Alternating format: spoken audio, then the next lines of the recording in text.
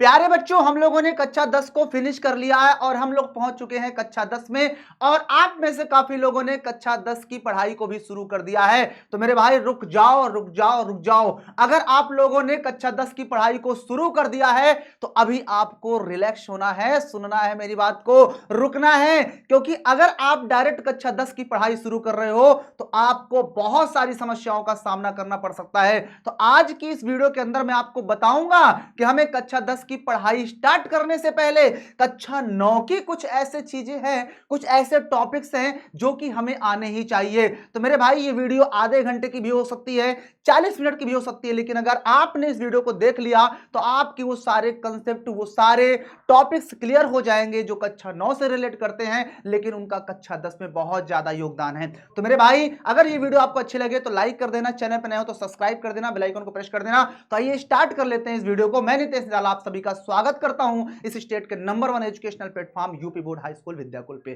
प्यारे बच्चों, कक्षा 10 को पढ़ने से पहले आपको कक्षा 9 की कुछ चीजें पता होनी चाहिए। जैसा लिखा ना कि क्लास 9th के कुछ ऐसे टॉपिक्स जो अगर नहीं आते तो आपको भैया कक्षा 9 नहीं बल्कि भैया कक्षा 10 यहां पे लिख लो। क्या लिख लो मेरे भाई? यहां पर आप लोग लिख लो कक्षा 10। मेरे भाई आपको कक्षा 10 के अंदर क्या हो जाएगी? दिक्कतें हो जाएंगी। क्लास 10th के अंदर दिक्कतें हो जाएंगी। तो अगर आप चाहते हो कि आपको कक्षा 10 के अंदर उनमें दिक्कत ना हो तो उसके लिए आपको कुछ टॉपिक्स पढ़ने पड़ेंगे। आखिर वो कौन से ऐसे टॉपिक्स हैं कक्षा 9 के जो कि हमें कक्षा 10 में प्रॉब्लम करेंगे? तो मेरे भाई अगले स्लाइड पर चलते हैं और देखते हैं कि आखिर कौन से वो टॉपिक्स हैं जो हमें पढ़ना चाहिए और हमें आना चाहिए, वरना दिक्कत हो जाएगी 10 में।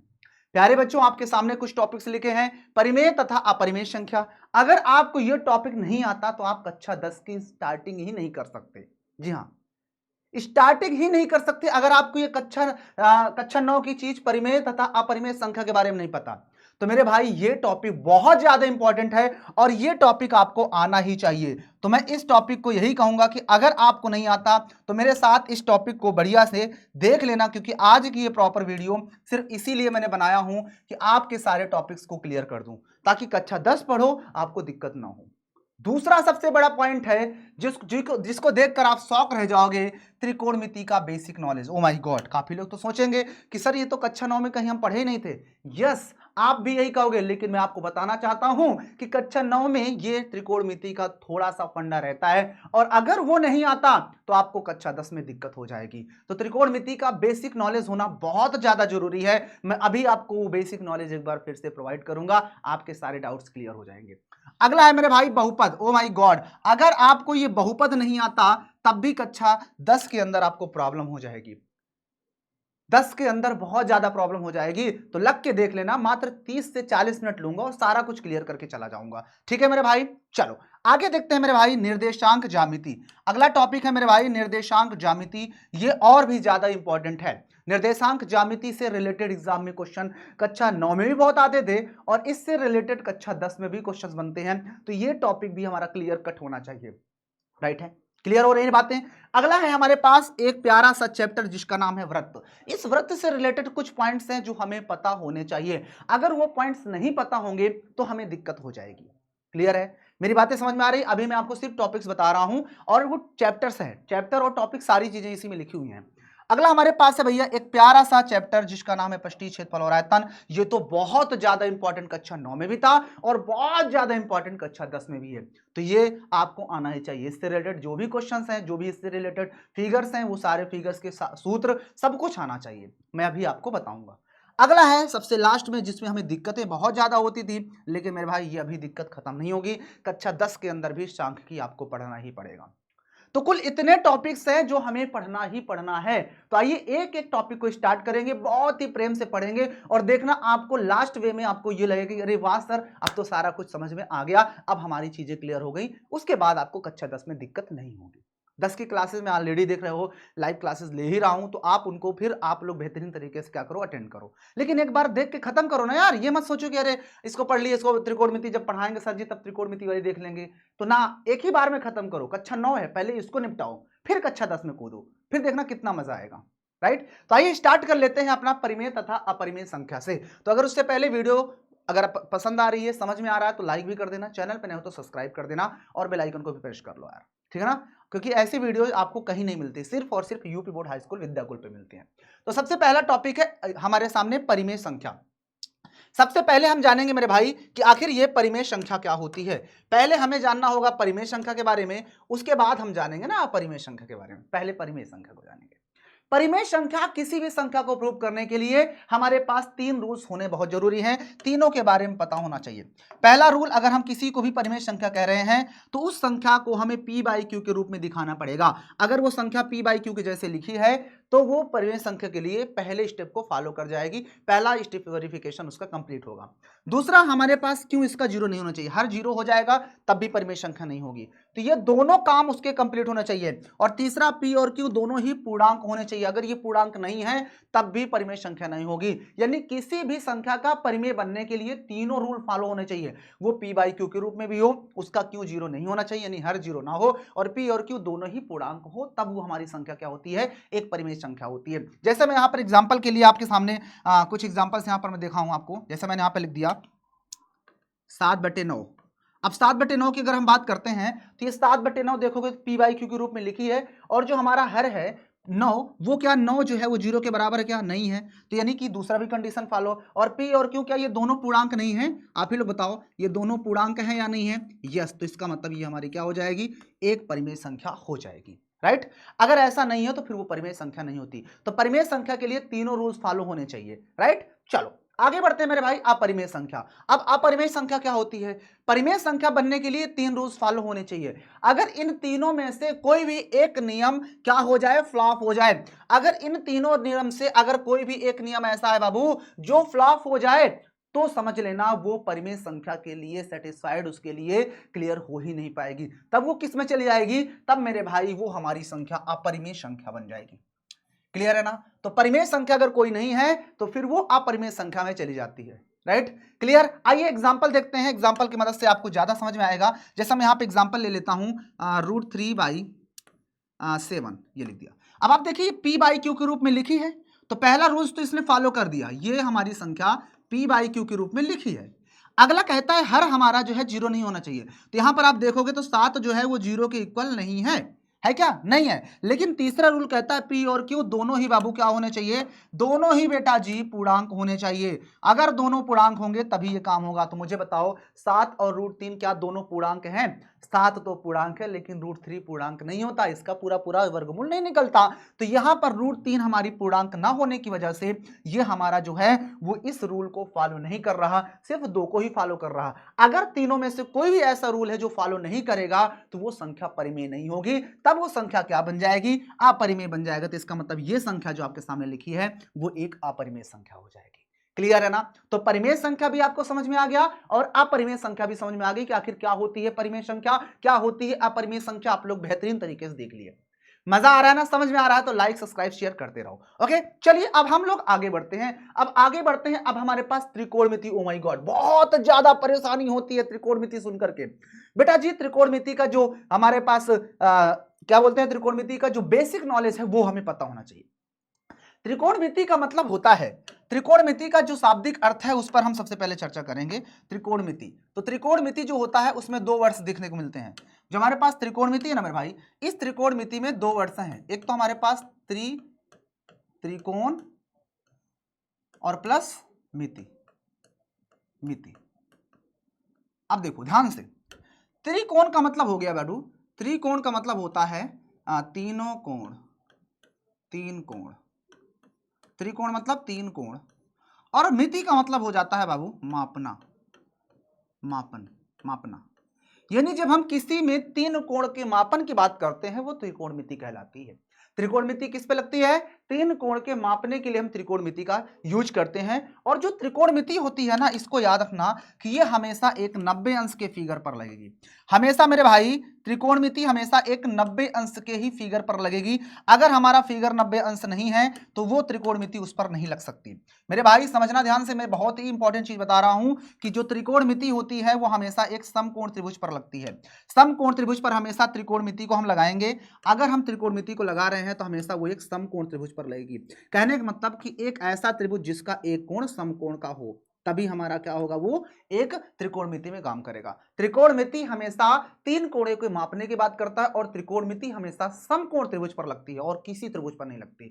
त्रिभुज में अगर एक कोण हमारा समकोण है तो उसके जस्ट सामने वाली जो भुजा होती है बेटा जी, उसको हम क्या बोलते हैं, कर्ण बोलते हैं। कर्ण के बाद दो भुजाएं जो होती हैं, एक आधार होती है और एक लंब होती है। अब बेटा जी याद रखना कि आधार ये भी हो सकता है या फिर लंब हो सकता है, दोनों हो सकता है, याद रखना। या फिर आधार ये हो सकता है। अब देखो, अगर आधार ये है तो फिर ये लंब होगा, याद रखना।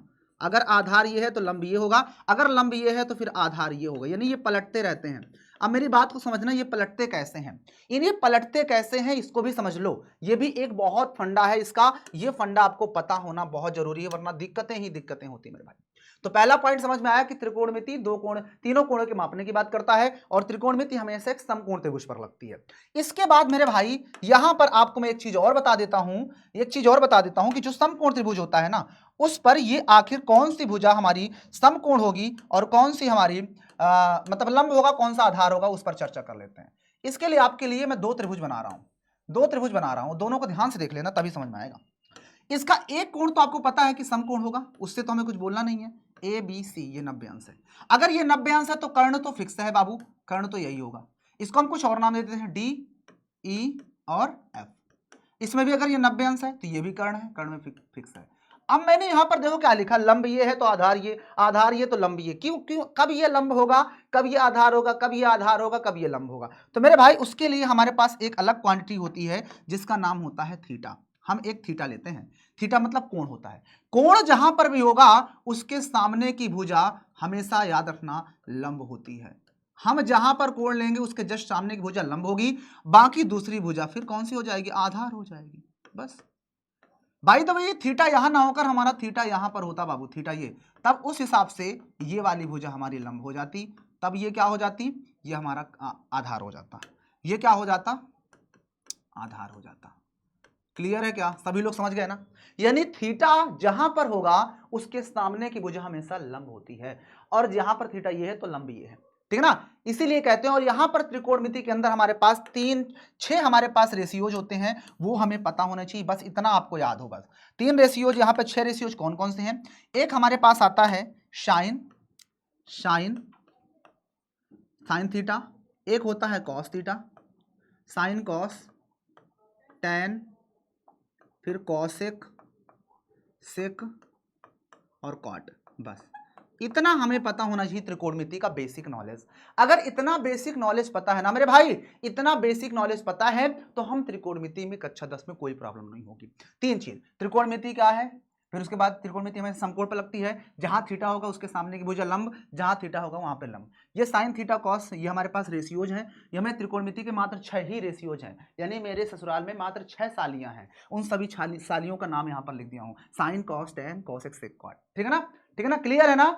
अब आप लोग को याद रखना है इसको, इसीलिए कहते हैं कि कोई क्वेश्चन में फंसता है, कोई फार्मूला रटता है, ये साइन कॉस थीटा टेन में हर कोई उलझता है, कि लंबा धार में क्या फर्क है, बस जान लो इतना, हमेशा थीटा के ही सामने पर लंब रहता है, हमेशा थीटा के ही सामने पर लंब रहता है। तो इस बात को याद रखना, जहां थीटा होता है उसके सामने हमेशा लंब होता है। क्लियर है क्या, बात क्लियर हो गई ना, बहुत ही शानदार। तो बस इतनी सी जानकारी रख लेना, त्रिकोणमिति एकदम सिस्टम फाड़ देंगे कक्षा 10 के अंदर। ठीक है, अब चलते हैं बेटा जी आगे। पसंद आया होगी इतना तो एक बार लाइक और कमेंट करके बता देना कि गीत कैसा लगा और वीडियो कैसी लग रही। ओके ओके ओके ओके, बस मैं आपका 10 से 15 मिनट लूंगा और इसके अंदर मैं आपको बचे हुए टॉपिक्स को देखना कैसे हलवा बनाकर आपको खिला दूंगा। देखना अगला टॉपिक हमारे पास बहुपद से आता है। भाई साहब, बहुपद के अंदर एक सबसे प्यारी चीज आती है, डिग्री। जी हाँ, घात के बारे में पता होना बहुत जरूरी बाबू। अगर ये घात नहीं पता तो आपको कक्षा 10 के अंदर घात ही घात होंगे, फिर बहुत ज्यादा घात होंगे, मतलब कष्ट होंगे, दर्द होंगे, घाव होंगे। तो आप इन घात से बचना चाहते हो तो आपको ये पता होना चाहिए। हमारे पास सबसे पहला जो बहुपद है उसका नाम है, क्या नाम है बबुआ, देख लो। पहला जो बहुपद है उसका नाम है बाबू रैखिक बहुपद। क्या नाम है, रैखिक बहुपद नाम है मेरे भाई, रैखिक बहुपद। रैखिक बहुपद वो होता है जिसमें चर की अधिकतम घात 1 हो। चर क्या होते हैं? एक्स वाई जेड, जिसकी वैल्यू बदलती रहती है। चर के अधिकतम घात अगर 1 है तो रैखिक बहुपद, अगर बेटा जी चर की अधिकतम घात 2 हो जाती है तो द्विघाती बहुपद कहलाता है। यहां पर देखो चर x है, अधिकतम घात 2 है, यहां भी घात 1 है लेकिन अधिकतम देखते हैं तो अधिकतम 2 है, इसलिए द्विघाती बहुपद। अगर चर की अधिकतम घात बेटा जी कितनी है? 3 हो जाए, हालांकि कोर्स में तो नहीं है लेकिन जानते रहो, ऐसे एग्जाम्पल पूछ सकता है कि कैसी घाती है, तो ये पता होना चाहिए। अगर अधिकतम घात 3 है तो फिर बेटा जी वो त्रिघाती बहुपद हो जाएगा, है ना? कितना है जी? अगर एक घात तो एक घाती बहुपद, जिसे हम रैखिक बहुपद भी कहते हैं, द्विघात है तो द्विघाती बहुपद, 3 है तो त्रिघाती बहुपद, 4 में मत जाना, फिर बहुपद ही बहुपद होते हैं फिर वो, इतना ही आपको जानना है, राइट। उसके बाद आगे बढ़ते हैं मेरे भाई, तो निर्देशांक ज्यामिति पे आते हैं। अब ये निर्देशांक ज्यामिति, कोऑर्डिनेट ज्योमेट्री, इसके अंदर आपको सिर्फ और सिर्फ क्या पता होना चाहिए बाबू? ध्यान से देखना, मैं आपको बताना चाहता हूं कि अगर आपको इसके अंदर ये चीज पता है ना, तो आपको कोई दिक्कत नहीं होने वाली कक्षा 10 के अंदर। क्या पता होना चाहिए? सबसे पहली चीज इसमें ये पता हो, क्या पता हो बाबू? क्या पता होना चाहिए कि दो रेखाएं जब एक दूसरे को ऐसे कट करती हैं तो यहां पर 4 कार्तीय तल बनते हैं, 4।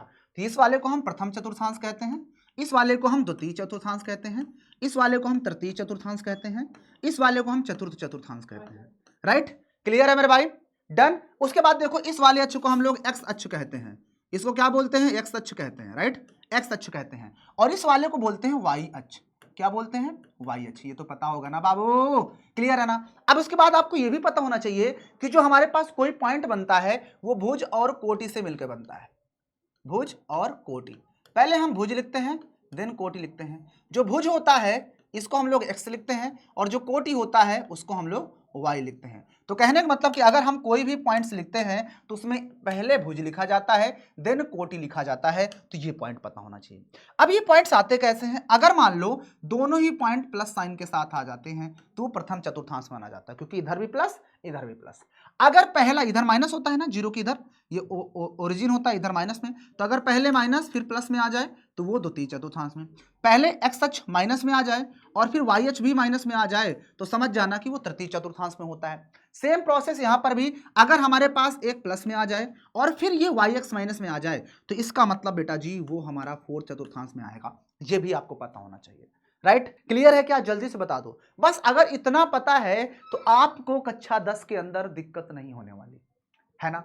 है ना? इजी है ना? कितना इजी में मैं बता रहा हूं चीजों को, और आप लोग घबरा रहे हो। तो घबराना नहीं है, ये आपको टॉपिक्स पता हुई होना चाहिए, बहुत ज्यादा इंपॉर्टेंट है ना? तो बस इतना आपको जानना है, भुज और कोटि क्या होता है। भुज एक्स एक्सिस, वाई हमारा क्या होता है? कोटि होता है, राइट।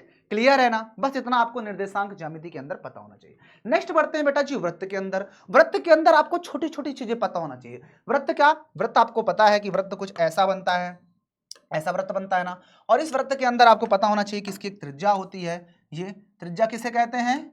जब हम वृत्त के केंद्र को कहां से मिला देते हैं?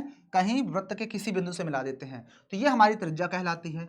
और एक वृत्त के अंदर जितनी भी त्रिज्याएं होती हैं सभी की लंबाई बराबर होती है। व्यास क्या होता है या जीवा क्या होती है? जीवा बेटा जी वो होती है जो वृत्त पर स्थित दो बिंदुओं को मिलाने से बनती है। तो मान लो ये हमारा ए है और ये बी है, तो ये जो लाइन खिंच गई इसे हम क्या कहेंगे? इसे हम जीवा कहते हैं। तो एक वृत्त के अंदर अनंत जीवा खींच सकते हैं, लेकिन जीवा की लंबाई छोटी बड़ी हो सकती है। मान लो ये जीवा ये है, मगर यहाँ खींच दो छोटी बन जाएगी और आगे बड़ी बन जाएगी। लेकिन एक ऐसी भी जीवा होती है, एक ऐसी जीवा होती है बेटा जी जो वृत्त के केंद्र से होकर जाती है। ऐसी जीवा जो वृत्त के केंद्र से होकर जाती है वो वृत्त की सबसे बड़ी जीवा कहलाती है। जो वृत्त के केंद्र से होकर जाती है वृत्त की सबसे बड़ी जीवा कहलाती है, और उस जीवा को ही हम लोग व्यास कहते हैं। तो यहाँ पर आप देख सकते हो कि जो पी क्यू है, पी क्यू हमारा क्या है? ये व्यास है। पी क्यू क्या है बेटा जी? व्यास का काम कर रहा है। और ए क्यू क्या है बेटा जी? A B, sorry A B. तो ए बी देखोगे तो ये हमारी जीवा है। क्या है? जीवा। देख लो ध्यान से, ए बी जीवा है। और अगर हम इसका कुछ नाम दे देते हैं, ओ पी दे देते हैं, तो ओपी नहीं बल्कि ओ एम। ओ एम क्या है बेटा जी? O M. तो ओ एम आप देखोगे तो ओ एम जो है दिस इज नथिंग बट ये त्रिज्या है वृत्त की, ठीक है, त्रिज्या, ठीक है ना। और यहां पर आपको एक भी और ये याद रखना है बेटा जी कि जो हमारे पास व्यास होता है, व्यास वो हमेशा त्रिज्या का 2 गुना होता है। 2 गुना त्रिज्या, 2 गुना त्रिज्या। तो ये भी एक छोटा सा पॉइंट आपको पता होना चाहिए कक्षा 10 के लिए। दूसरा है क्षेत्रफल वृत्त का। तो वृत्त का जो क्षेत्रफल होता है ना, वृत्त का जो क्षेत्रफल होता है बेटा जी वो भी पता होना चाहिए, जो कि होता है पाई आर स्क्वायर। और हम बात कर लें, इसके क्षेत्रफल हो गया, और बात करें इसकी परिधि। तो वृत्त की जो परिधि होती है ना वो वृत्त की लंबाई को बोलता है। और ये परिधि होती है 2 पाई r। और यहीं पर सब में आपको ये भी पता होना चाहिए कि जो पाई होता है इसकी वैल्यू होती है 22/7। जब तक क्वेश्चन नहीं बोलेगा हमेशा हम यही वैल्यू को लिया करेंगे, इस बात को भी आप लोग नोट कर लो मेरे भाई, ठीक है ना। तो ये भी एक छोटी सी बात है, इसको भी आप लोग याद रखना। अगर आप इन सब चीजों को याद रखते हो तो आपको दिक्कत कक्षा 10 के अंदर बिल्कुल नहीं होने वाली। डन है क्या? सब कुछ समझ में आ गया ना? व्यास क्या है, त्रिज्या क्या है, क्षेत्रफल क्या होता है वृत्त का, परिधि क्या होती है, सब कुछ बता दिया एक ही वीडियो के अंदर। सारा मैं आपको प्रोवाइड कर दे रहा हूं जो कि आना चाहिए कक्षा 9 का। राइट, मजा आ रहा है ना, समझ में आ रहा है ना? आप लोग खुद कमेंट करके बता देना कि सर जी हमको ये समझ में आया। अगर कोई टॉपिक समझ में नहीं है तो बता देना, मैं उसको अलग से कोई वीडियो बना करके प्रॉपर तरीके से फिर से बता दूंगा, नहीं तो कक्षा 10 में ही बता दूंगा, परेशान ना होना, ठीक है मेरे भाई। चलूं मैं आगे, जल्दी से बता दो अगर आपको वृत्त समझ में आ गया तो। चलूं आगे, क्लियर है ना भाई? आइए अब आगे बढ़ते हैं मेरे भाई और देखते हैं अगली चीज, पृष्ठीय क्षेत्रफल और आयतन। भाई साहब ये हमारा ससुराल होता है, कई बार हम बताए थे कि हमारा पृष्ठीय क्षेत्रफल और आयतन जो है ये हमारे ससुराल का नाम है, जहां पर हमारे सामने 6 लोग हैं इस मेंबर में। यहाँ पे 6 मेंबर होते हैं, जहाँ पे हमारे सास भी हैं, ससुर भी हैं, हमारे बड़े साले साहब, छोटे साले साहब, हमारी पत्नी और हमारी धर्म पत्नी, सब लोग यहाँ पर हैं। तो आइए उनको भी जानना बहुत जरूरी है। अगर हम बात कर लें सबसे पहले, एक फिगर हमारे सामने ऐसे बनता है, ऐसे बनता है कि नहीं बनता? एक फिगर ऐसे बनता है, बोलो फटाफट। ऐसे फिगर बनता है, आपने देखा होगा ऐसा फिगर, नहीं देखा तो भी बता दो, देखे हो तो भी बता दो, ठीक है ना। और एक फिगर हम और भी बनाते हैं, ये एक फिगर आप लोगों ने ऐसा भी देखा होगा, राइट, आपने इस फिगर को भी देखा होगा, ये देखे हो। और एक फिगर आपको मैं और भी दिखाता हूं, आपने शायद देखा होगा, नहीं देखा तो देख लो आज। ये भी फिगर आपको पता होना चाहिए, ठीक है। इन सभी के बारे में पता होना चाहिए। ये हमारा घनाभ है, घनाभ, घनाभ जिसे हम ससुर जी बोलते थे, जिसे हम क्या बोलते थे? ससुर जी। ये हमारा क्या है? इसे हम ससुर जी बोलते थे। ये क्या है भैया? घन है, जिन्हें हम सासू माँ बोलते थे। घन है मतलब सासू माँ, ये हमारी सासू माँ है, सासू माँ, ठीक है ना। ये हमारा क्या भैया? बेलन है, बेलन, जिसे हम बड़े साले साहब बोलते हैं। ये कौन है? हमारे बड़े साले साहब, ठीक ना, बड़े साले, राइट। इसके बाद हमारे पास और भी 3 फिगर होते थे, वो भी हमको आने चाहिए। अगला फिगर हमारे पास होता था ट्रायंगल का, एम आई राइट? ट्रायंगल का भी होता था ना, ट्रायंगल, ट्रायंगल होता था। इस ट्रायंगल में नीचे ऐसे भी होता था,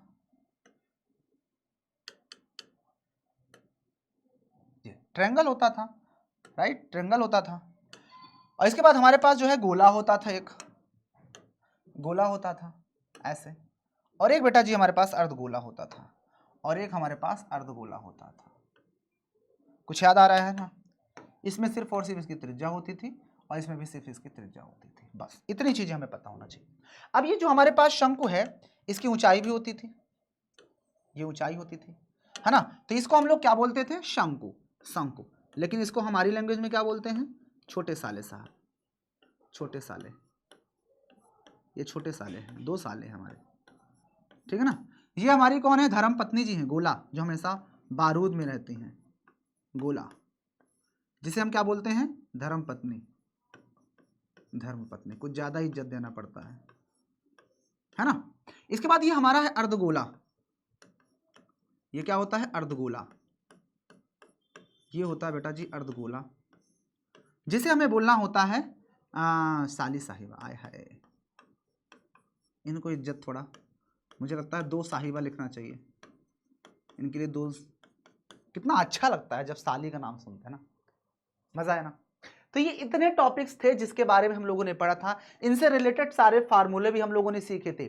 आप पढ़ लेना अच्छे से, इन सभी के फार्मूले आपको आने ही चाहिए। आप सभी का एक एक फार्मूला, सबके आयतन लिखकर मुझे भेजोगे, ठीक है ना। आपका काम ये है कि आप इन सभी का आयतन लिख के भेजोगे, या लिख दूं? चलो अच्छा, मैं लिख ही देता हूं फटाफट, आओ लिख ही देता हूं। अगर हम इसके आयतन की बात करते हैं बेटा जी, तो इसका आयतन क्या होता है?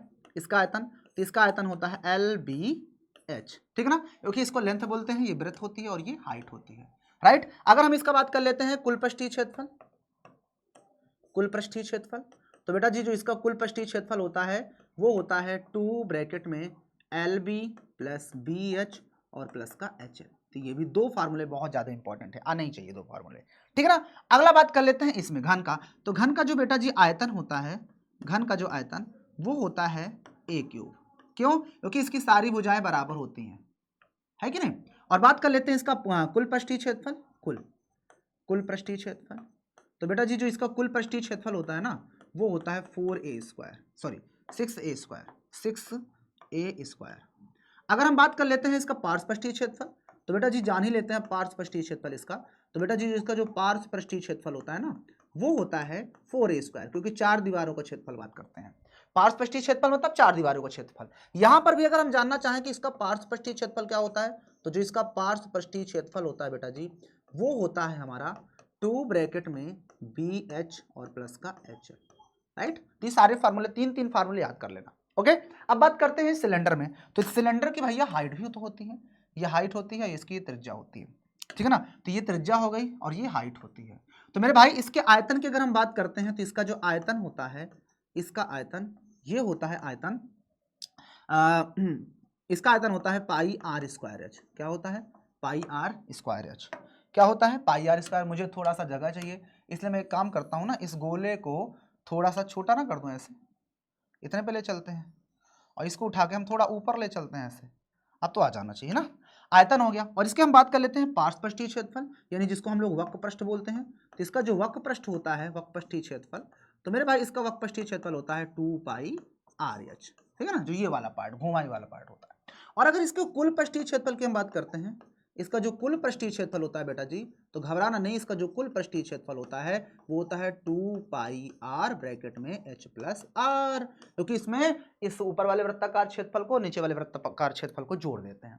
क्लियर है ना? Done, very good. अब आते हैं आगे, ठीक है ना। उसके बाद हमारे पास अगला जो है वो होता है पृष्ठीय क्षेत्रफल आयतन शंकु। तो शंकु का आयतन क्या होता है? तो शंकु का आयतन जो होता है मैं आपको इससे पहले ही बता चुका था कि इसका आयतन जो होता है वो बेलन के आयतन का तीसरा भाग होता है, यानी 1/3 पाई are square H.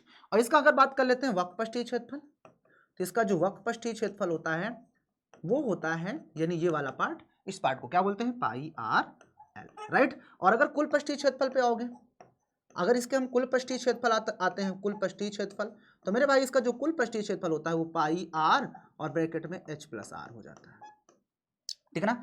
Pi R L plus R, H कहां से आ गया? Pi R L plus R, pi R और एल प्लस आर, ठीक है ना। क्लियर है ना? ये हमारे तीन फार्मूले इसके लिए हो गए, राइट।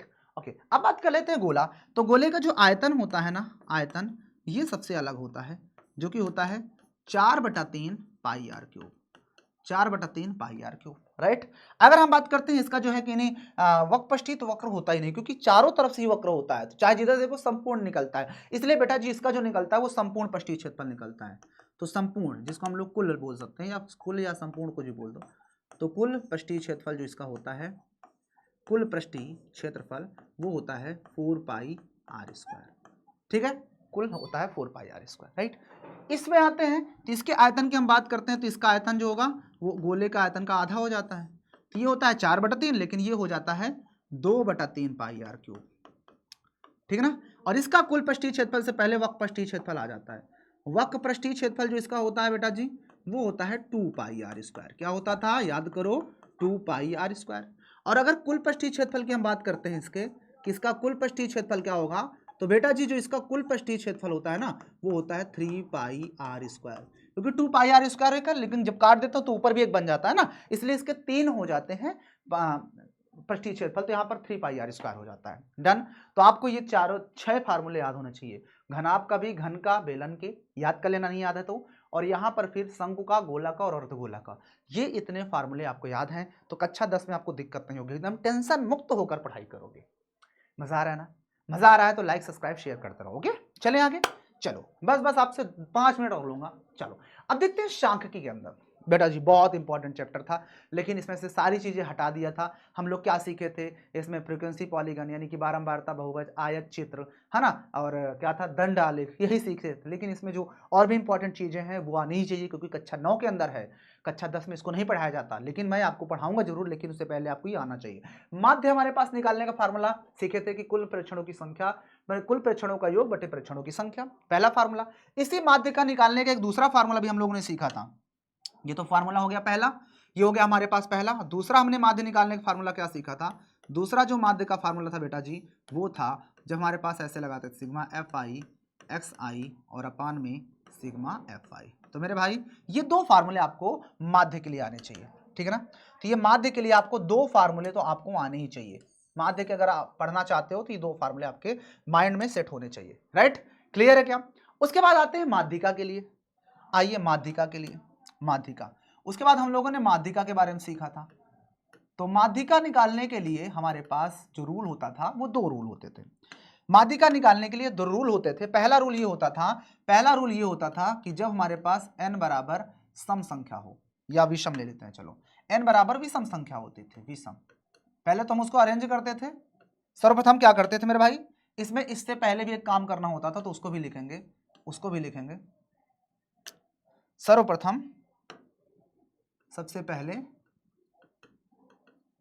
सबसे पहले आंकड़ों को आरोही क्रम में लिखते थे। आरोही क्रम में लिखते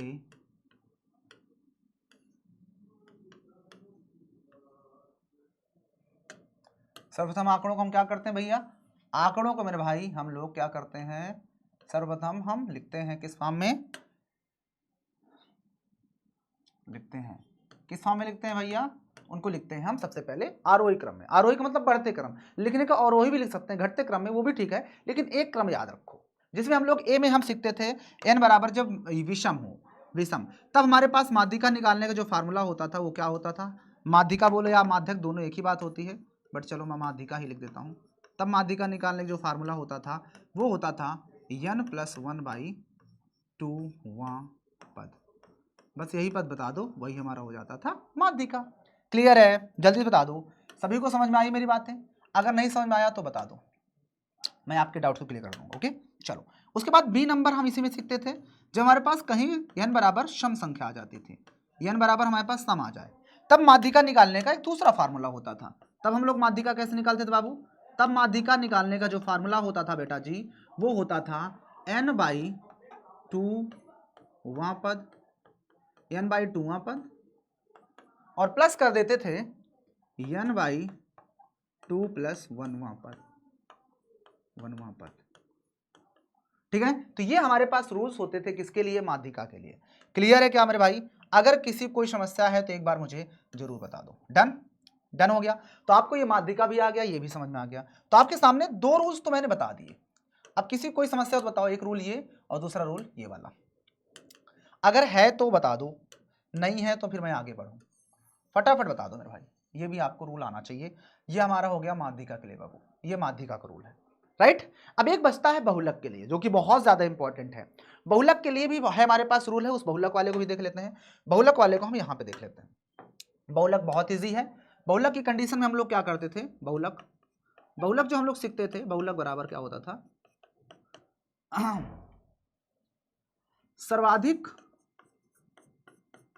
सर्वाधिक बार आने वाला